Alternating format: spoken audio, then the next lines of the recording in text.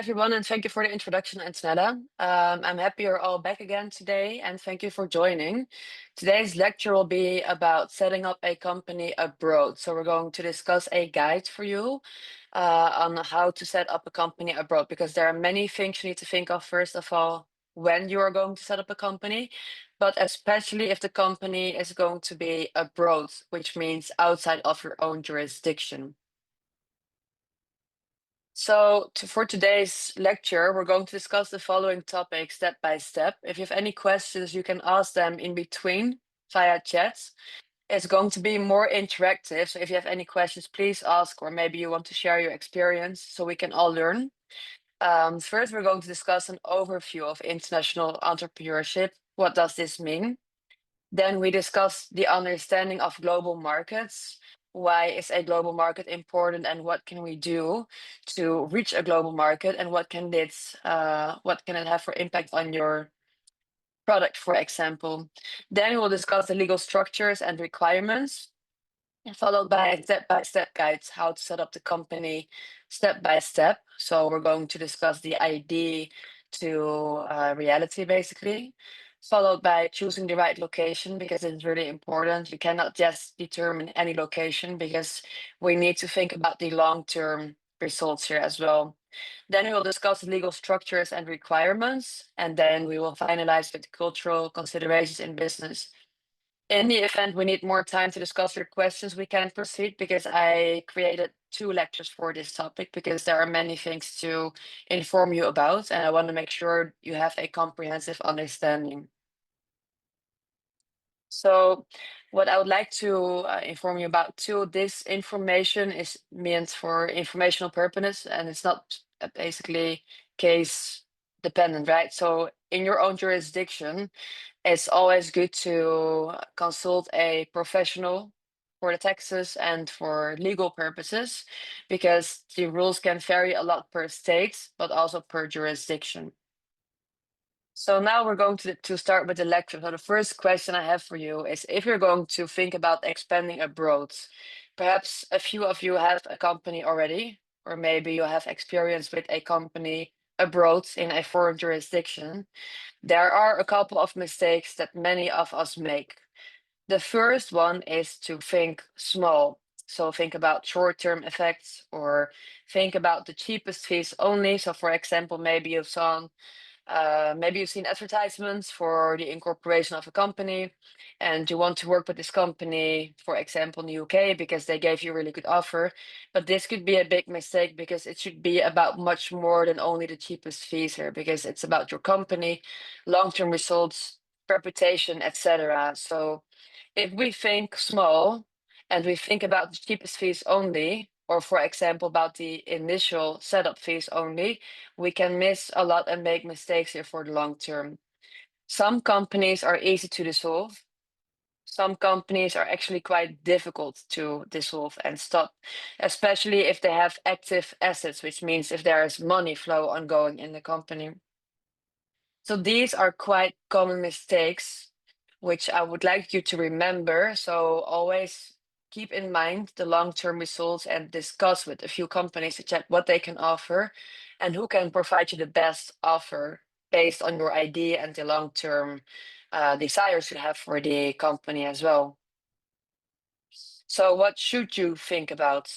You have to think about one-time costs for the company, which basically means if you're going to set up a company, that will be like one-time cost for the incorporation, for the business register, for example, because that's a one-time fee. Then there are also recurring costs. So for example, if you set up a company, you will pay for the registration at Chamber of Commerce, business setup, but there could also be recurring costs. This means that there are costs that will recur every year. You have to make sure that you're able to and willing to pay these recurring costs as well. Sometimes, if you're going to set up a company completely remote, for example, you need a local representative, because you are not a resident of the country, because it's a foreign company, basically. Some countries, they require you to have somebody local to get approval for the tax residency. So this doesn't really seem to be a problem, but the problem here is that there could be a lot of extra costs applicable. Okay, so it's really important that you will always check if there's a local agent or representative required, because if it is and you need to pay extra per year, this might change the fees a lot.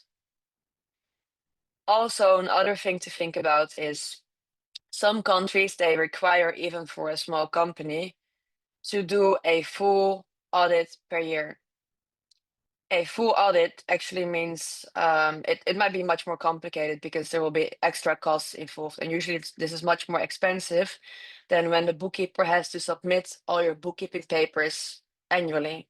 Because if you have to do a full audit every year, it could sometimes cost you a couple of K extra. So it's really important to check what are the requirements in that jurisdiction you would like to set up the company. Another item which is also really important is to think about the company and brand reputation. So, for example, if I'm thinking about a cosmetic product, for example, Switzerland could be a great opportunity because Switzerland has a lot of good products deriving from Switzerland, which are tested in laboratoria. So you can also think about the reputation of the product you wanted to have. Some countries are well known because of the type of industries they have.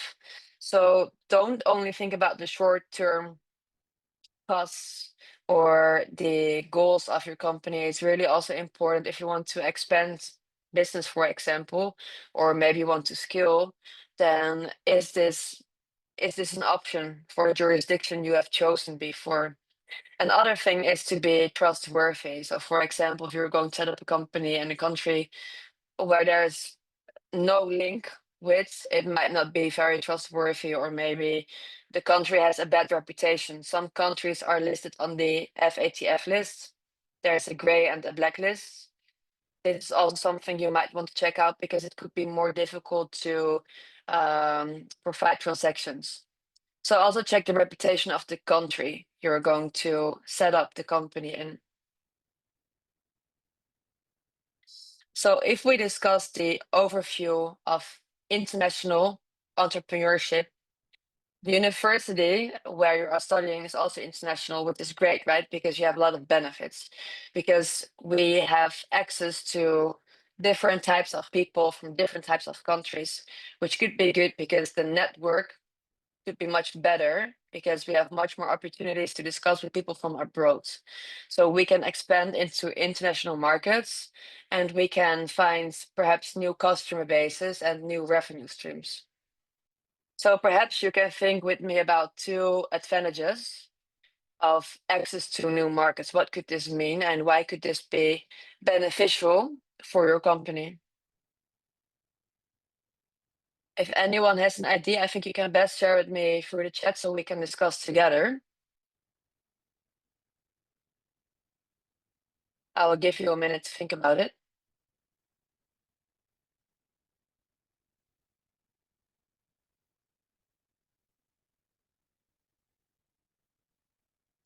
Perhaps based on the countries where we are operating in, we can think about there could be better options abroad. Why could it be better for us to think about options in another country than the country where we might be living in?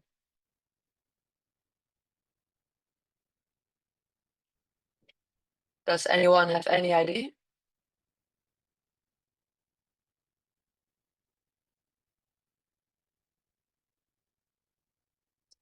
I don't hear anything yet, but one of the oh, I see one hand. Yes, please unmute, Sadio, and then we can discuss. Hello, good afternoon, Hello. everyone. Yeah, good afternoon. Yes, I think we can. A company can go abroad for international market to get more fee, to get more money. I think more benefits. It yes. I don't know that you understand. Yes. Yes, that's Yeah. very correct. And there are actually several reasons, right, why we can get more revenue. The first one is because the other country might have a more stable economic situation, for Yes. example. So there are Yes, less yes. currency fluctuations, which could be beneficial for us, but also because we have the chance to enter a new market. So, for example, your um perfect target audience is more located in the States, right? For Okay. your technology product, for example. So your answer is very correct. It can lead to an increase of revenue streams if you think about global opportunities. Thank you. So if we now Thank you. think about a talent pool, we can also hire people from different countries nowadays because everything is getting more digitalized. We are lucky to find people from different countries as well for different skills and perspectives. So I was wondering if you could name perhaps two advantages here, why it could be beneficial for you and your company to look for people from abroad.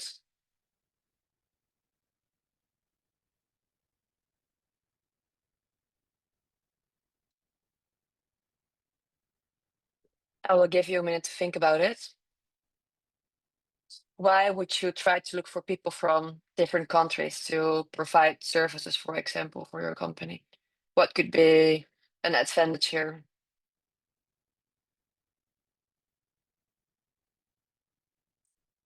I see three hands here. So I'm going to start with Sam. I'm going to ask you to unmute. Yeah, well, uh, good afternoon and good evening. Yeah, opening the company in other countries, one of the benefit you may find that cheap labor. Some Very countries correct. they cheap labor, so you can utilize that opportunities. There are some countries which are very expensive. Labor is very expensive.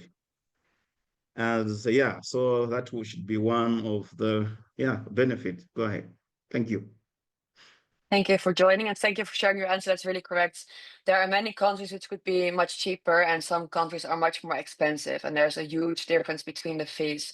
So it's important to check if you can find people who can provide the services within your budget. So think about your budget upfront because it's important to think about what you are able to pay to avoid surprises down the road, right? So it's important, for example, if you want to hire somebody for marketing, is there a fixed fee you can pay per month? And maybe you can find somebody from abroad who can provide the same type of services that matches your budget. Anybody else would like to add something? I still see two or three hands here. Stelio, I'm going to ask you to unmute. Can you hear me? Yes, yeah. Good afternoon once again. Good afternoon. I'm saying that we are going to find another, we can try to find another skill, another experience, people with another experience. I can give you some example. When you sometimes when we work for water supply projects, we know that the Netherlands people, they have a lot of experience in in that area. So that's why we sometimes we go to look for that people because they have more skills and more experience. Okay. Yes. Correct. Okay. Thank you for sharing your answer. That's really correct. People from the Netherlands, they are usually quite good with engineering, especially because we had a lot of problems with water back in the days and floodings, which is why we have a lot of highly skilled people in this industry. So if you're looking for a specific skill, it's important to check if you can find the best skilled people so you know they are capable of performing the services. Thank you. Tatiana, would you like to add something here? Because I saw you raise your hand too, so I'm going to ask you to unmute. Thank you. Hello, everyone. Yes, so I think many entrepreneurs open their business in another country for cheap raw material. Also, if we are opening an industry like cotton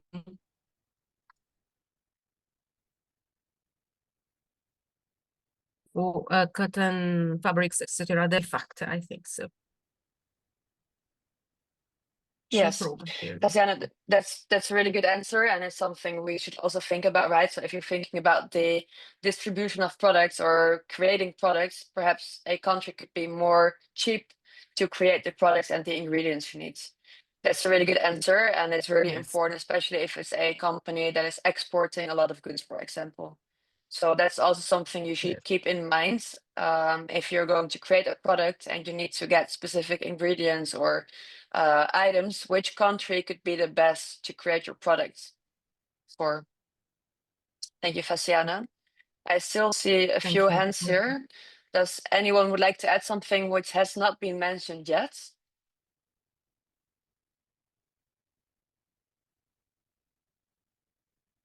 Okay, thank you. So I think we can continue now. Thank you all for sharing your ideas with us and the answers. So then the other item, oh, I still see one hand. Kadar, I'm going to ask you to unmute so you can add something.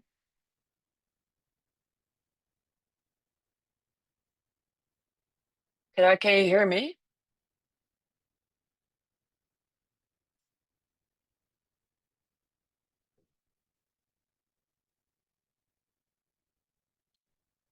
Kadar, I can't hear you. If you can hear me, please answer through the chat so I can try to give you the turn so you can still add your information here. If not, I will continue for now. So we also need to think about innovation and growth. You just mentioned it, right? We need to think about innovation and growth. So for example, where can your product best grow? And also we need to think about different business practices and also culture differences, especially for example, related to negotiation, this can be a big difference. So we have to think about different items if you're thinking about international entrepreneurship, because it can be very different than only doing business within your own country. So now we spoke about the advantages, but if we think about challenges, which challenges could there be? Do you have any idea about the challenges you have to overcome or maybe obstacles down the road? If you could maybe think about a couple, perhaps one or two, then we can discuss all together, or perhaps anybody has set up a company abroad and would like to share his experience with us.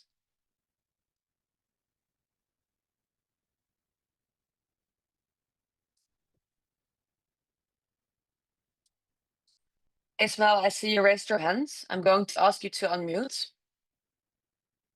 Yeah, one of the challenges is cultural differences and language barriers too, and likewise political instability, and at the same time, economic condition of the country.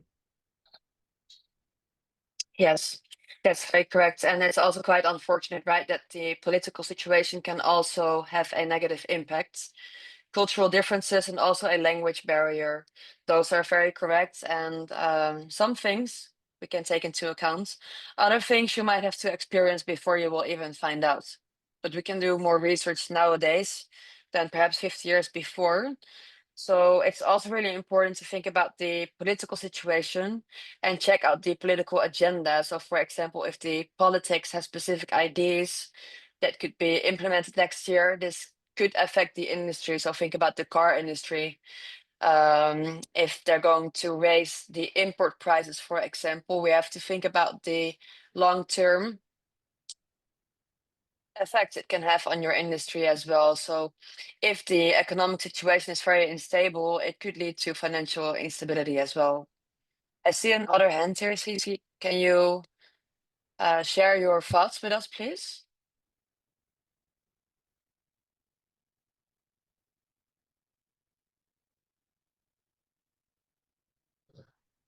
Okay, thank you. I have some other challenges that I experience because I work in a civil work company from Lebanon. There's a Consolidated Contractors International for a refinery project, bauxite refinery project. But their headquarters is located to Athens in Greece. Because of the instability, social political instability in Lebanon, so they moved to Greece, in Athens, capital. This is just one example. Because of the social crisis problem, so the company can relocate any country else. The second reason can be the profit, because the currency can be higher than the local one. So This is the two reasons sometimes. Or, but because of some challenges you face, and you need to relocate to your company. Yes, that's true. Those are good points. Thank you for sharing your experience with us, Sisi. And that's true. If the political situation could be very unstable, like in Lebanon, right, especially with the war, etc., sometimes companies relocate, and also with the currency and the super inflation there that occurs, it could be too unstable to stay in a specific country. So sometimes, even if you set up a company in a specific country, things can change over time. And there could be also a huge cultural difference as well. Or perhaps somebody could not be trustworthy, like the director of the company, because of the um, religious problems that could be there as well, and the political situation, or the government that's not trustworthy, or the banks. So these are all quite big challenges and hopefully uncommon, but they still happen these days, unfortunately. So we have to think here about a few things. If you're going to set up a company abroad, we need to think about regulatory compliance, because if you're going to work with a different legal system or regulatory environment, it can be very complex and time consuming. Why? Because you sometimes don't know where to find the information or where to even look for. So it can be more difficult for you to figure out what rules and regulations you must comply with, and it can be more time consuming because it's not as straightforward as the country where you're from. Because usually in the country where you're from, you might know how the authorities can be reached, or the type of people you might have to reach out to, or maybe somebody in your network can help you. If it's a country abroad, it can be more difficult and more time consuming, and also more expensive.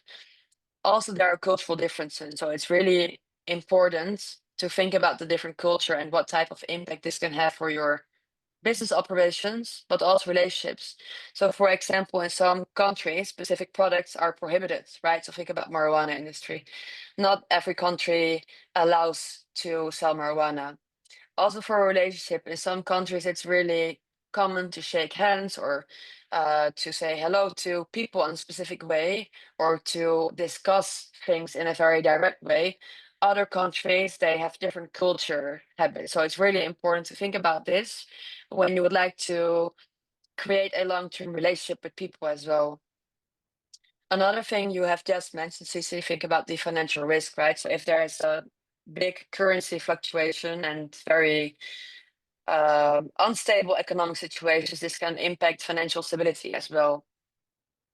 So these are all very important factors to think about. So now we're going to discuss the global markets. Which global markets do you think are the biggest in the world? There are 3 global markets we can think of.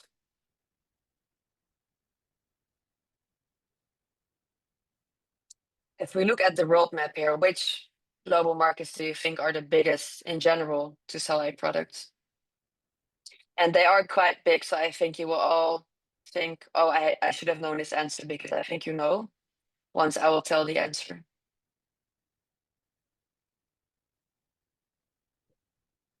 USA, yes, that's correct, definitely. So we have 2 other markets left. China, correct, that's the second one.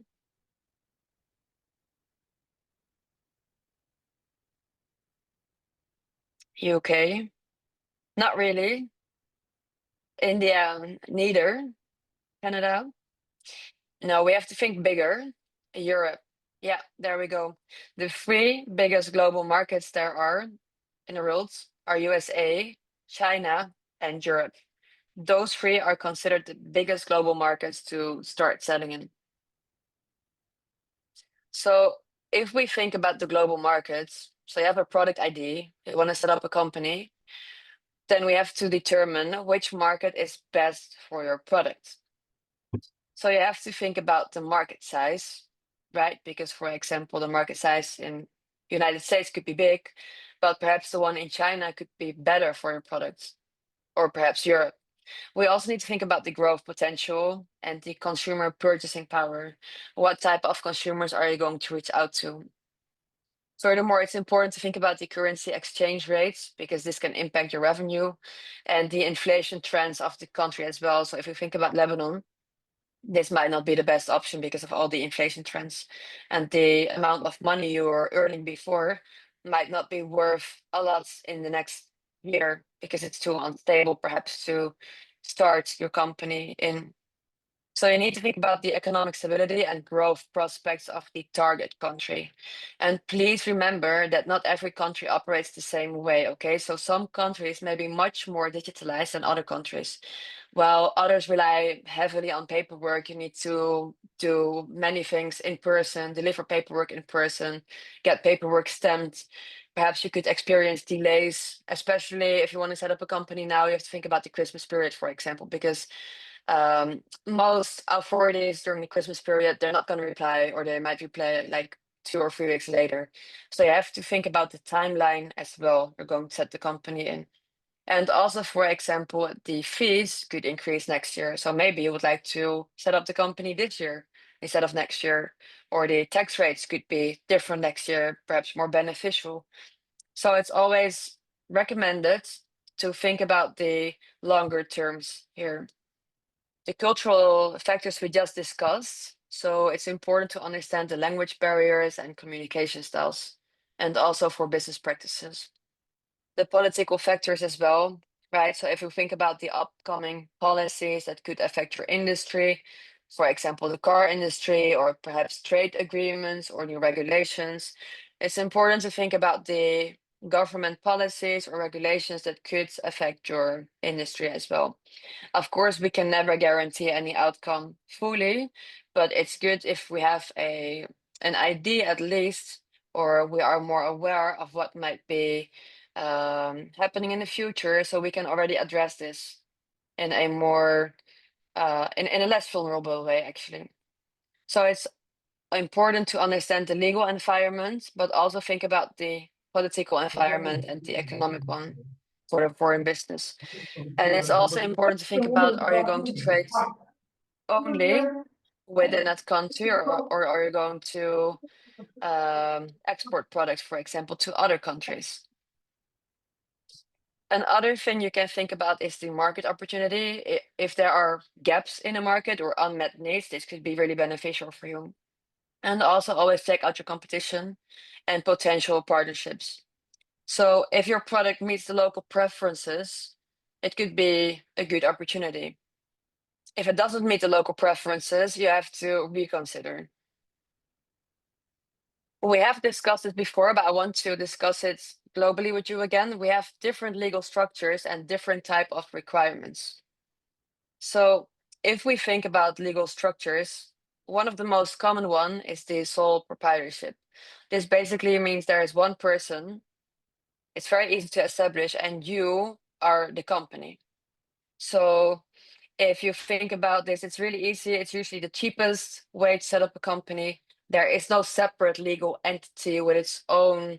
It's not like an entity that has its own legal form. You are your business, basically. A partnership is owned by 2 or more individuals, and you share the profits and liabilities. Then we have a corporation, which is a separate legal entity, and it offers limited liability, but it has more regulations. Think about tax regulations, for example. And then we have the limited liability company. This is a very common one that's chosen. This one combines the benefits of a partnership and a corporation, but with more flexible management and limited liability. So the LLC and sole proprietorship you can see quite often in business. It's really important to make a decision and always consult an expert before you make a decision, because we need to think about the tax obligations too in your jurisdiction, the jurisdiction where you're going to set up the company, because there could be corporate taxes involved, VAT. Perhaps you're going to be taxed on the company's name and your personal name. Perhaps you have a company in your own jurisdiction. You're going to set up a subsidiary company.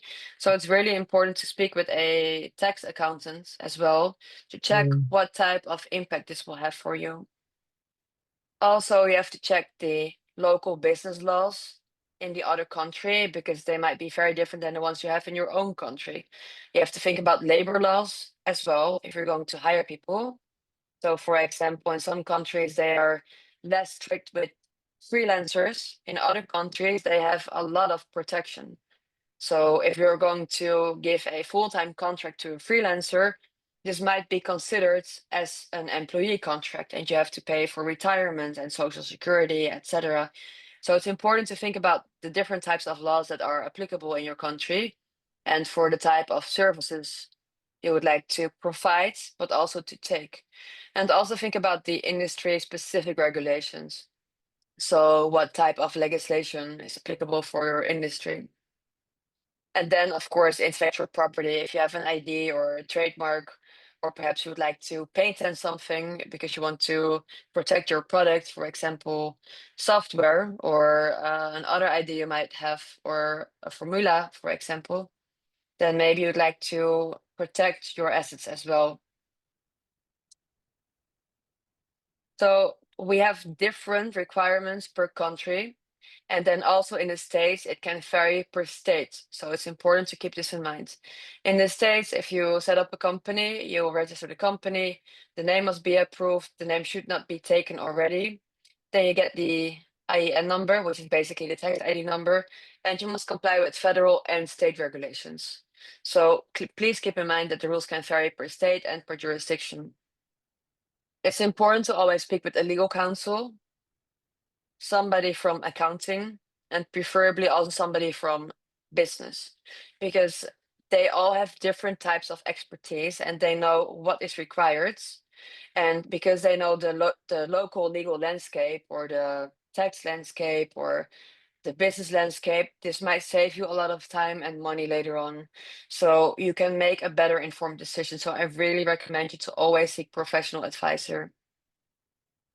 So now we're going to discuss the more practical side. So if we think about setting up a company, how do we set up a company? So we have an ID, and now we have to think about the jurisdiction for a company.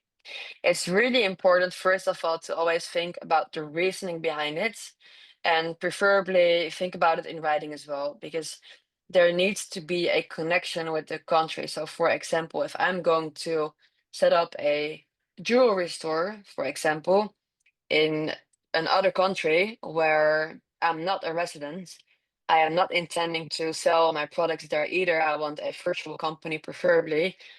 The notary might decline the request. Why? Because some countries, they require a strong connection to the country. So for example, you need employees there, or you're going to sell the products in that country, or perhaps your target audience is located specifically in that area.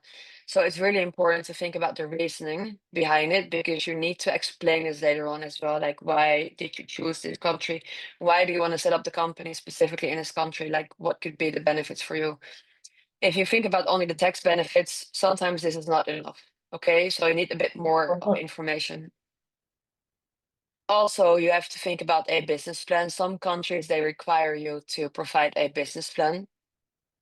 You can find many different templates on the internet, but sometimes you can also ask the notary for an official template they have used before, so you can follow it step by step more easy. Another thing you have to think about is the bank account. So if you set up a company, the company is registered in the company register, then the following step would be opening a bank account. Some countries can be much more difficult with opening a bank account than other countries could be, especially if you are not residing there and the company is virtual. You might want to check out if it's easy for you to set up a bank account, because if it's not, this might be a problem later, even if the notary approved the request. So the first step we have to do is think about the ideal business structure. Then we have to think about the type of address that's needed for the company, because the company needs an address for the setup of the company. You need to think about the specific requirements here and the circumstances. So for example, if the company needs a physical address, perhaps you need like a rental agreement as well, right? Because we need to rent an office location. So where would this be? Is this city good for the type of company I want to create? Could another city be more cheap? So you have to think about the type of company you're going to set up, the business structure, but also the address, because some companies, they can be set up remote. Some countries, they require a physical address and they decline the request for a virtual address. So always check upfront if the country you're thinking about, if the physical address is required or a virtual address could be sufficient, because this can change the amount of fees you have to pay per year as well a lot. Another item we have to think about is the budget you have for the incorporation costs. So for example, if you have a couple of €1,000 or dollars, for example, for the first year, does this meet the requirements in that country?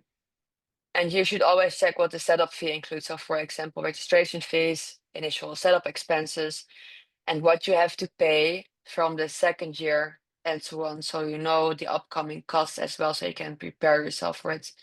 If it's going to be a virtual company, for example, that's not going to be really active. You just want to set up the company there for the reputation, but the costs are really high in that country. You might not want to proceed.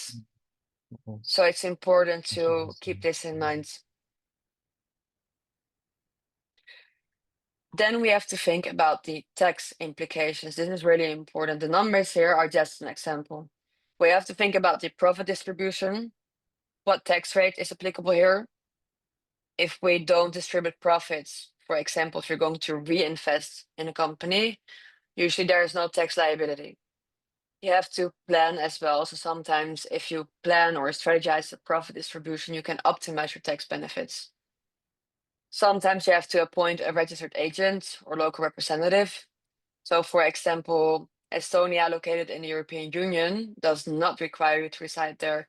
However, you do need a local representative or registered agent for legal and tax residency purposes.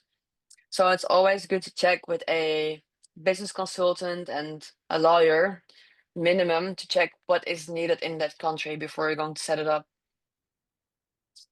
If we have thought about the type of company structure, the corporate structure, we know if the address is required, virtual or remote, virtual or physical, and we have thought about the budget we have for setting up the company. We have to provide the necessary documentation. So if you're going to set up a company, you can set it up, for example, as a private person, but you can also set up the company as a subsidiary company if there's already a company, for example, in your own country. In that scenario, you have to provide different types of forms. If you're going to set up a company, you always need the articles of association, for example, for an LLC.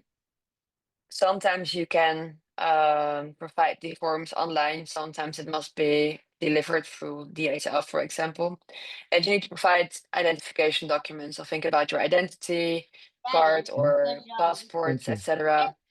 If you are a shareholder, Thank you. you may also need to present documents like a shareholder certificate, or perhaps you need to show a type of document that confirms your title of the company you are the manager or director from in your own country.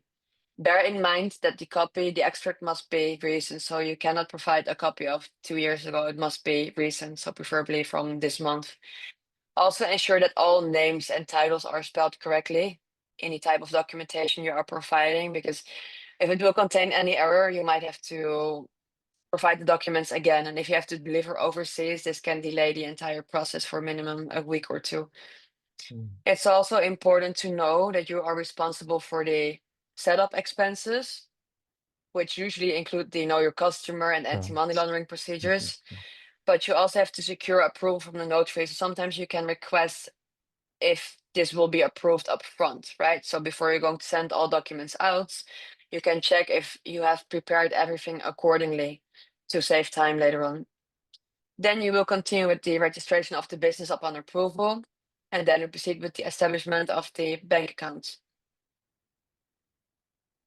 So after the company registration process, we have the company, it's incorporated, we get the address mentioned there, the company number, etc. And then we continue with the business bank account. There are different banking options nowadays, and there are modern banks, traditional banks, banks that allow cryptocurrency. You have to choose a bank that supports your business. think about the international transfer fees as well, please, because it's really important. And you have to check if they have, for example, good customer service, and are their services compatible with your operational needs. The banks sometimes they can take more time because they require more details, especially if it's a country where there is not really any link related to. So think about this upfront as well, preferably. So if we comply with ongoing regulatory requirements, we have to think about different things, right? So for example, usually there's an annual reporting obliged, which means you have to maintain accurate financial records and you have to submit annual reports as required. We have to think about tax filings. And for example, some countries, they mandate a full audit per year, even for small companies. So you have to check this out before, because if you're going to be, if you are obliged to pay every year for full audits, this could cost you, for example, a couple of €1,000 extra, which might not be within your budget as a startup. Or sometimes if you have an LLC, they require you to pay a salary of 50K per year annually. So this could be a very high cost as a startup company. Sometimes after the startup, this might be not more required, but then still it could be too high for the type of services you're going to provide. So check if this matches uh, the type of company you're thinking about to set up. So like I mentioned before, it's really important to consider additional services and supports. So you can think about engaging a legal counsel for drafting business operations, agreements, internal documents. Think about an accountant because it's really important to keep your bookkeeping correctly from day one. You don't want to miss costs that you could have deducted from the gross revenue either. And you have to ensure compliance with accounting standards too. So it's really important to think about what do you need here and what type of experts could help you to find an answer to your question. So we also have to think about the long-term operational needs. So if we think about the growth planning, is your business structure scalable? What are your plans for future expansions or modifications? If you have somebody locally that's going to represent your company, it's really important to have a good relationship with this person because they need to handle any legal or administrative issues that may arise. Some countries, they require you to be a resident to set up a specific type of company. So, for example, if you are living in the States and you want to set up a company in Estonia or maybe Cyprus or Hong Kong, you need to think about the residency requirements for the type of company and what type of company you're going to set up. What will the status of the company be? So you need to check this upfront, also to make sure you are going to be compliant and to avoid any legal complications. So it's always best to have a first financial overview for the first year at least, and to check what are the recurring costs from the second year. Usually the costs for the setup year are much higher than from the second year. So take this into account. And it's a good idea to have a few consultations with a few different people to discuss your specific needs. Perhaps others could have additional ideas and clarify any questions, or perhaps you need to gather a bit more evidence as well. So it's important to gather all necessary documents and the information so you know what you need for the registration process, and always keep a copy somewhere of the most recent agreements. So you always have your documentation ready. So when the company is registered, it's incorporated. You can always check in the business register, and anybody can check your company in the business register. And that way, you know it's a legit company as well. Then we have to set up the bank account and the bookkeeping and accounting services. If you have any questions, please ask them through the chat so we can answer them directly if you have any comments. So if we think now about choosing the right location. Oh, I see one hand here. Cici, can you unmute yourself?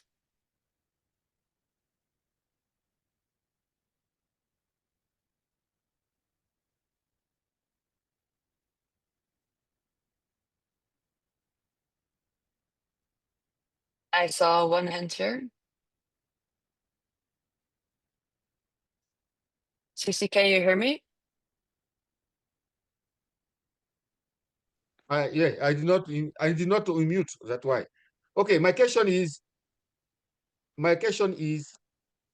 all things you details are challenge of the business relocation, but in opposite, we have businesses relocated into countries with social political instability, economy policy and culture mismatch, as well as this challenge seems very hard to comply to.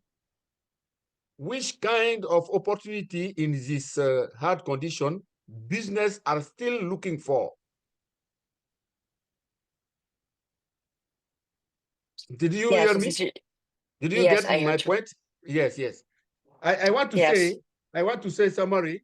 Why wherever the hard condition like the social political instability, the cultural mismatch, and high rate of currency, maybe like rebellion, just an example, rebellion or war, but some businesses keep on running their business in this bad condition. Why?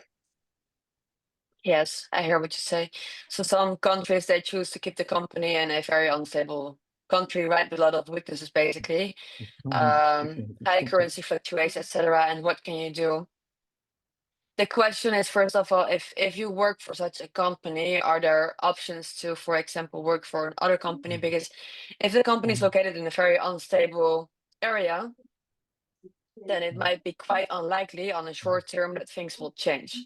So the revenue of the company might not go up because we cannot influence the politics within 1 month. Sometimes it's going to take much more time, right? So if the company's presence is not located in a very good area and there are many obstacles for the company, then the only thing you can basically think about is to still relocate in a better country, somewhere where it's much more stable, try to do a better market research and consider relocating in a country that's much more stable. Usually there are options that provides remote options as well.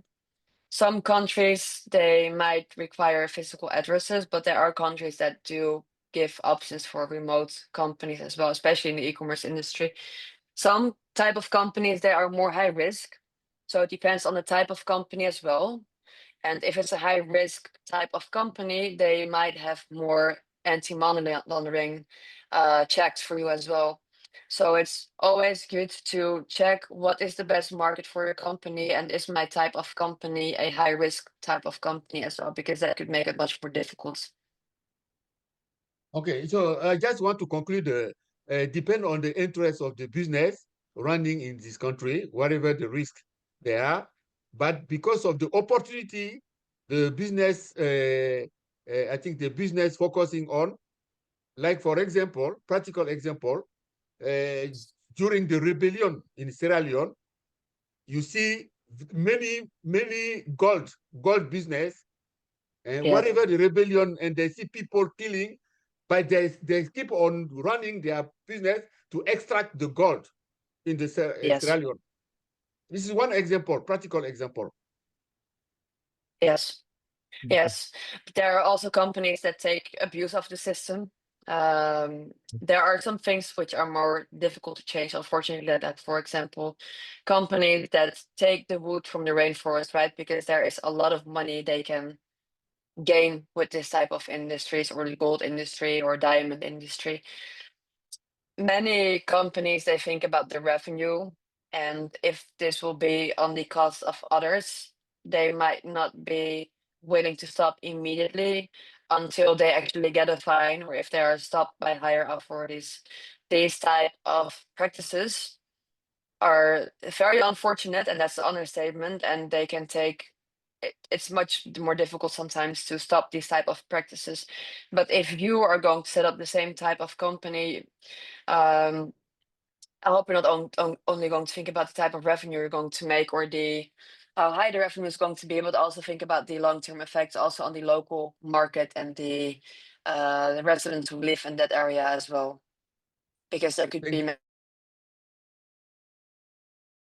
type of company, it could still be hold back maybe in the next 5 or 10 years because maybe it will get prohibited because of the impact of the type of company as well. But thank you.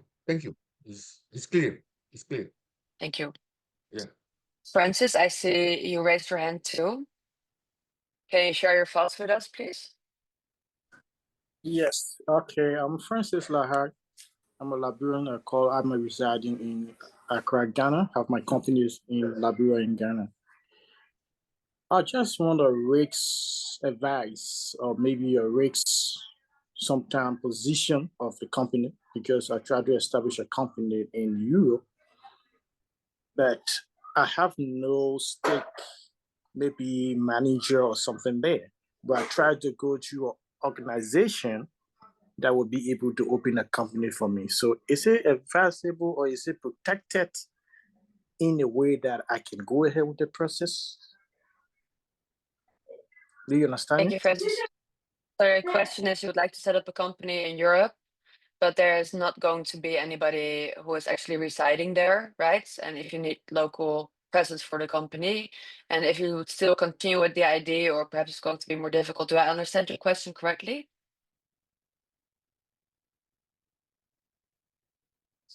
If you want to set up a company in Europe, some countries, they require you to have a strong link with that country. So there must be a very strong connection. So for example, target audience, or you're going to set up a physical office there and you need the employees because they have the skills you need for your type of company.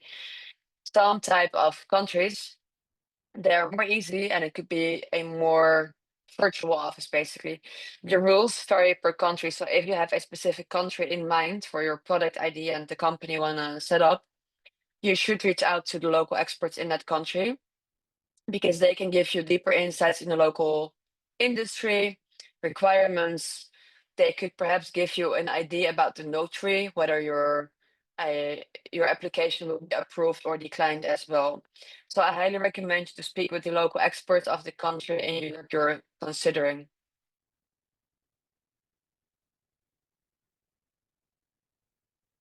So Francis, I hope that answered your question. I still see two hands. Alexander, can you share your thoughts with us, please?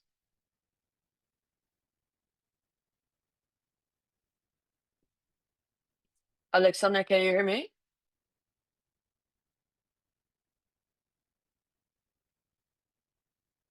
I think you're still on mute. Hello. Hello. Well, thank you for the presentation.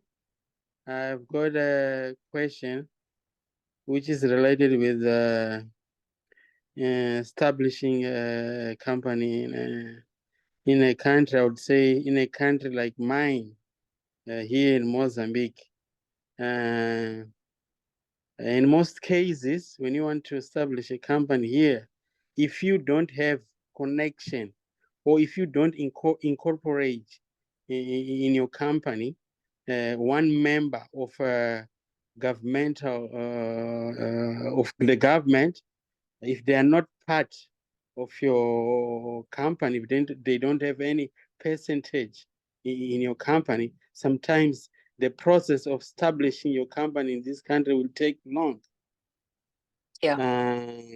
I don't know, even, but this is not part of the law. This is not in the law of establishing a company here. But anyway, if you don't put these people in your company, you will suffer a lot. I don't know how can you, what is your opinion about that? So you need somebody from the government in your company, or what type of person do you need specifically, Alexander, for the setup of the company? What's required? Because some countries, they require you to have a local person who's going to be a 51% shareholder, for example, if you want to set up a company as a foreigner. But what type of people do you need for the country where you're speaking about? It depends, but this person must be member of the government to Member have of the like it's not not as a partner, but someone who is going to share income with you.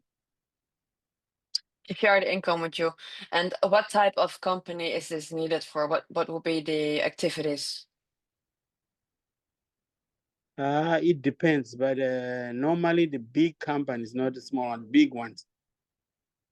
Okay. Well, if they're only going to share the revenue with you, then it seems they don't really have any active contribution to the company. Ye- It seems Yes, they more, don't have. They don't have. yeah, it seems more a political discussion than something legal, because I'm not sure if this is arranged by law Yeah. specifically in that jurisdictions. We can check this for you though. Well, if the company's government works like this, it's going to be difficult to not enforce it, but you might want to think about, do I want to set up this company? What's going to be the benefits for me if I set up this type of company? How much revenue must I share? Am I able to share this? Will the company still have a good health condition? I would really think about the pros and cons here, and if this is needed for the type of company, and also if you're going to reach the long-term goals as well here. Because, for example, if you're going to be a minority shareholder, you might have less votes and less decision making within the company as well. So perhaps you're setting up a company with somebody who is going to rule the company in the end, right? So it's important to think about if this could be a strength for the company or perhaps a weakness of the company. Okay. Thank you for sharing your thoughts. I still see Okay. 2 or 3 more hands here. Ismail, can you share your thoughts with us? Yeah, on the legal and the regulatory compliance, I want to ask a question. What are the intellectual property laws in the target country? In the target country, well, the intellectual property laws, they can be different per type of country. Huh? But for example, usually if you came up with the ID and you created, for example, a specific formula, like for example, for a medicine or perhaps a software product, if you are the creator, usually you get the rights. However, if you create this under an agreement to provide services, for example, you get paid as a freelancer and they pay you specifically for these type of services, and it says in the contract that all intellectual property rights will be owned by the company who hired you, you will lose the intellectual property rights. So you have to check what type of intellectual property rights are applicable in that country. And also, for example, if there is any contract, has this person been paid to provide the services? Is it work made for hire or is it an employee? Because if it's an employee, it's different. So you have to check, you can usually check this online as well. What are the intellectual property rights for somebody who created something and would like to protect his or her assets? Yeah, thank you. Thank you. Dukori, Okay. I also see your hands here. I'm going to ask you to unmute. Can you hear Uh, us? so, Thank you very much. How do you assess trustworthy of e-business? As with e-business, your company seems to be everywhere. If your company seems to be everywhere, I'm not sure really what that means if the company seems to be everywhere. Usually the company has an address. You can check reviews online. You can check the experiences of others. You can speak with them. You can have a consultation with them before you're going to engage them to provide services. It's really important to check if they have been, for example, established on a long term already. Who are their clients? Do they work with other big companies? Can you check who they work with or who they work for? Perhaps you can see negative reviews as well of customers or clients. Usually nowadays we can find a lot more on the internet. So you can check more about the trustworthiness of the company if you do at least a quick Google search and check the business register, check their LinkedIn profile, social media, customer reviews, and also speak with them at a minimum. Wow. So I was underlining on this aspect of e-business. of e-business. Yes, an e-business could be, that's an online business, and they could be located in different type of countries, right? But usually the brand name of the company, like Nike, for example, they have a very strong reputation and a brand image. So you can still check if it's an e-commerce company or e-business company. You can check their website, LinkedIn profile, their markets, negative reviews. I would really try to check as much as I can before, if you're not sure about the type of company or if it's fake, or for example, if it doesn't have like the minimum type of documents you can see on a website, like terms and conditions, privacy policy, contact details, etc. There, or they don't even have a website. Sometimes it doesn't mean there's no company existing, but if there is no LinkedIn, there is no websites. They say the company is located everywhere, but it's very difficult to speak with them. There are no reviews.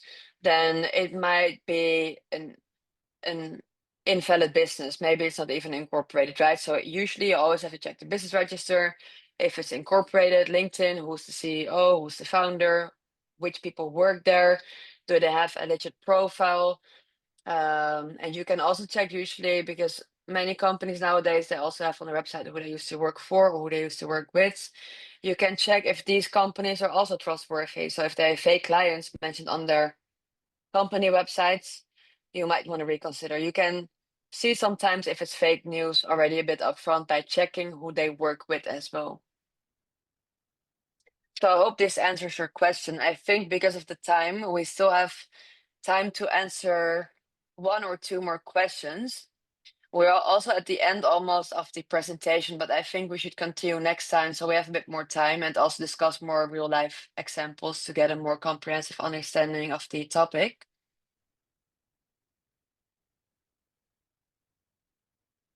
Oh, Dikuri, I still see your hand raised. Do you still have a question, or did we answer your question already? Yes, the question is already answered. Yes. Oh, okay, thank you. Are there Mm. still questions? We have time to answer one or two more questions today.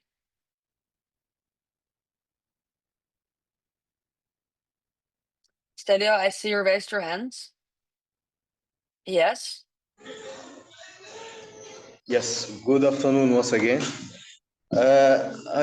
I'm asking you email. I don't know that is possible. You share with us in the chat. Sure. Okay. Absolutely. Okay. Yeah. The second, I would like to create one idea. Okay. Maybe once you are, I know that maybe you are USA. Okay. Maybe you can design a project with your government to help the small African company to grow.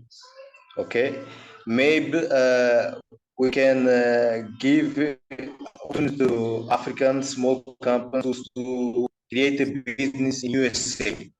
Okay, they Yes. maybe can start. Yeah, they maybe can start with like a subcontractor, subconsultancy. Okay, Subcontract, and yeah. this will be maybe they can get skills in the economic, and these skills we come to to to share with other companies here in Africa.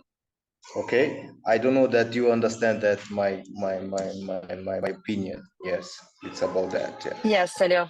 I send my email through chat. My email is hello@legaljoy.co.co. Okay. It's sent through chat to Yes. everyone. So you can just send me an email about your specific inquiry and then we can proceed from there. Okay. Thank you. Thank you. Yeah. Thank you. Okay. Bye. Bye. Ismael, you also have a question? Can you hear us?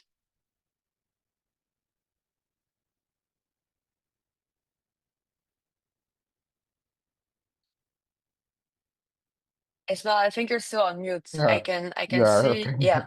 yeah, thank you. Yeah, my question is this. Are there any restrictions on foreign ownership of businesses? Yes, that's a really good question, and I'm happy you have a clever question as well at the end of the lecture. There are some restrictions. So, for example, some countries, they are more difficult if you want to set up a company as a foreigner, because some types of countries, they need a local representation. Other things you have to keep in mind if there is any conflict of interest. So for example, if you have a company already, let's say in UK, and you're going to set up a company with a shareholder in, let's say, France, and you have a conflict of interest because you own the same type of company in another jurisdiction, this might be more difficult. So it's important to think about the type of restrictions that are applicable in the country where you would like to set up your company, because this could become an obstacle on the long-term run. Mm. Usually you can set up companies abroad if they allow you to. There is not really any specific number you can have, but it can vary per country. So it's good to always check with a local experts before you proceed to avoid any problems on the long-term run. Mm. I would like you Thank you. all to thank you for joining today's lecture. We will proceed with the topic you. next time. Okay. If there are any Thank more you. questions, you can send this to me per email as well. Mm.